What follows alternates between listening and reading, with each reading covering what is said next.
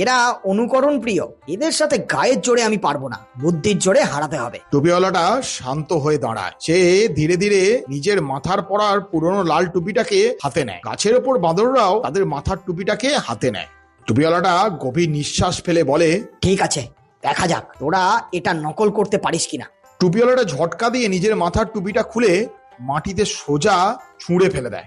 গাছের ওপর তখন সবকটা বাঁদর কিছুক্ষণ ধরে ওই টুপিওয়ালাটার টুপির দিকে তাকিয়ে থাকে। তারপর তারাও নিজেদের মাথার টুপিটা খুলে নিচে ছুঁড়ে ফেলে দেয়। টুপিওয়ালাটা তখন আনন্দে লাফিয়ে ওঠে। কাজ হয়েছে। টুপিওয়ালাটা দ্রুত আর সময় নষ্ট না করে সব টুপি কুড়িয়ে ঝুড়িতে ভরতে থাকে। টুপিগুলোকে ঝুড়িতে তুলে নিয়ে সে গাছের দিকে তাকিয়ে হাত নেড়ে বলে, বিদায় বোকা বাঁদরেরা, তোমাদের এই নকল করা স্বভাবের জন্যই আজ আমি আমার টুপি ফেরত পেলাম।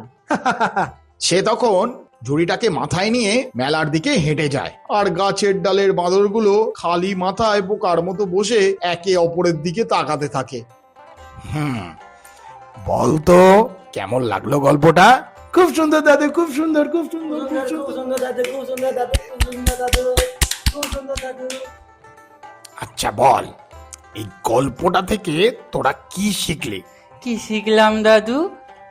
শোন, বিপদে রাগ না করে মাথা ঠান্ডা রাখতে হয়, কারণ গায়ের জোরের চেয়ে বুদ্ধির জোর অনেক বেশি, বুঝলি? হ্যাঁ দাদু, হ্যাঁ বুঝেছি বুঝেছি। আবার পরের দিন গল্প বলবো, ঠিক আছে? যা এখন সবাই। ঠিক আছে দাদু, টাটা।